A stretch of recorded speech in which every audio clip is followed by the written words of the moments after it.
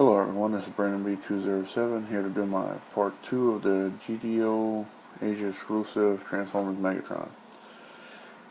In my last video he kind of fell apart on me, so I fixed his leg. It's back on there. It's not quite, I guess it's all the way in.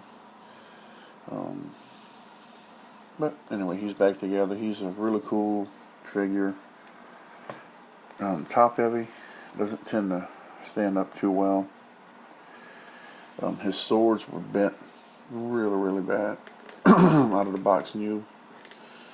So what I did was there's storage area for them. You know, you put the smaller little dagger here, and it kind of helped to straighten up the blade a little. Not a whole lot, but it did somewhat. And then the long sword, it was really bent bad also. That actually helped straighten it out a pretty good bit. It still has a nice bow in it. Maybe leave it in there for a little while longer, help straighten it up a little bit more. But all in all, it's not a bad figure. It is a really cool figure. I really like him a lot. I just like the whole bludgeon, Bonzitron samurai look, which what he has going on. Really nice. Just cool. It's just awesome. I wish maybe they would have done the eyes and maybe green. Would have looked a little better, or who knows. But it looks nice. Real nice figure. As you can see, he's top heavy. He wants to fall over constantly, so he has a little bit of posability. His arms move a little. Not a real great posability for a modern action figure that you'd expect out of a Transformer, but he is what he is, I guess. You know, he looks pigeon-toed because of the way his feet are all the time. They're pointing inward, so he has to kind of turn his legs out to make his feet straight. If not, it looks like he's pigeon-toed the whole time. Pigeon-toed and bow-legged. But anyway, this car, I really like the back. How the top part, the turret part of the tank, opens up and reveals the dagger, which is hidden in here, and then the long sword goes in there. I just like the little mechanics of it. It's really neat, really cool. And opens back up. A little bit of inner workings. I think later I may detail him a little bit more, make a little bit more of this detail working here at Pop, because there's a lot of detail that's hidden.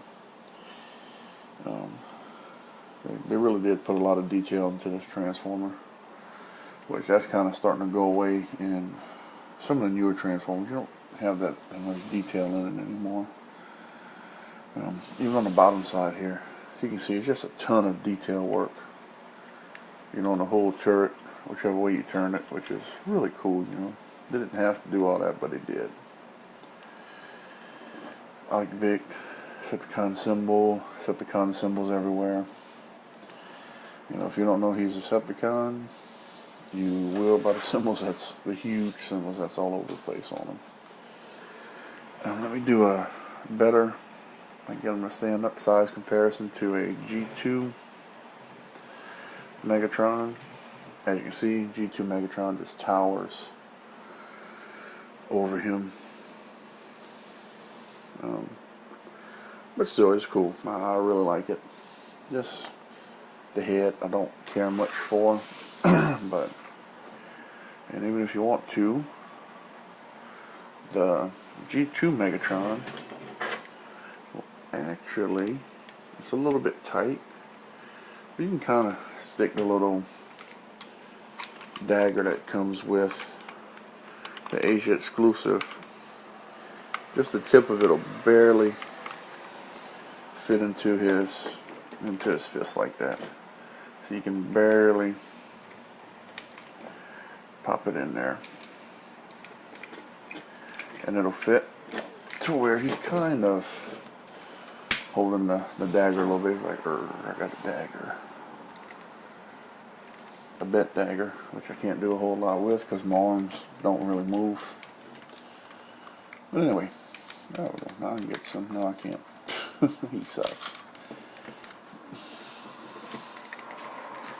Yeah, there's a brick. Anyway,